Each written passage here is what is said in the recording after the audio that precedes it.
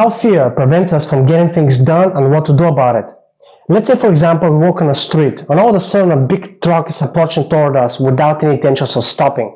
We'll just stay there and think, let's see, maybe the driver didn't see me yet. Or do we calculate the distance between you and the truck so that I can move away safely from the danger?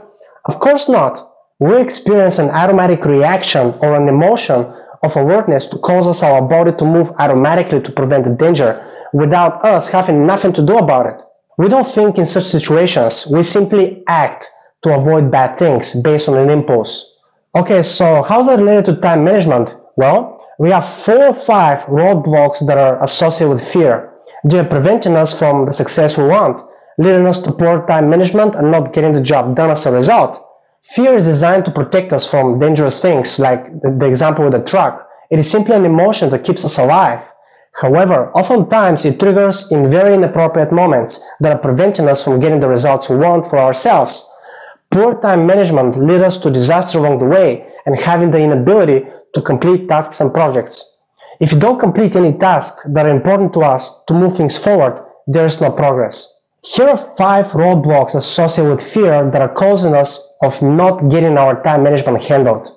The first is the fear of failure, or making things perfect forever. We can't stand the idea of failing, and we make things perfect at first before we launch a task or a project or an activity.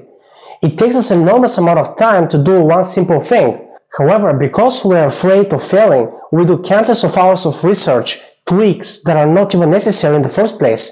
That is a big time waster. The second is the fear of success. Yeah, you heard me right.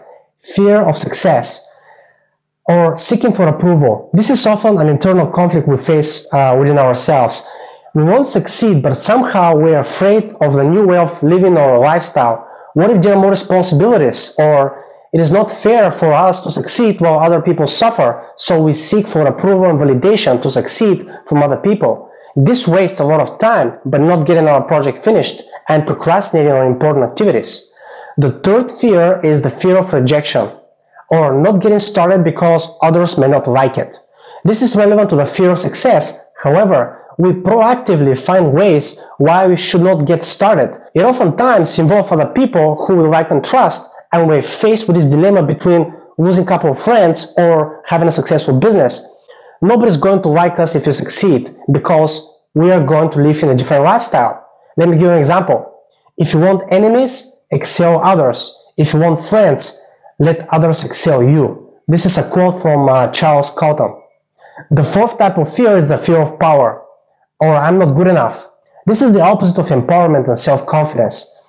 We don't feel good enough to make the journey and become more successful. We often feel that we need more training, or we need to take more courses, or we need more time to get this handled. This causes us to procrastinate from a time management point of view, causing us countless hours of learning new things, going through a lot of courses and training materials, but really avoiding taking any action. Learning without any action is the cause of almost every failure. The fifth type of fear is the fear of responsibility, or too much responsibility and there's too much work. We like to be lazy and not getting our hands too dirty and taking a quick road to success, just collect the paychecks. We want to have systems in place or somebody else to do the work for us without taking responsibility for our own actions and mistakes. We often blaming others for our own mistakes, pointing our fingers instead of finding the problems within ourselves. And this alone is going to waste a lot of time by going through countless of conflicts and drama with other people. Time-wasting conflicts between you and your subordinates can completely destroy your business. If you want to improve your time management skills and unleash your cash potential, visit my blog at doubletimetodaycom. That is doubletimetodaycom. I'm Chris Diamond, and feel free to stop by at any time.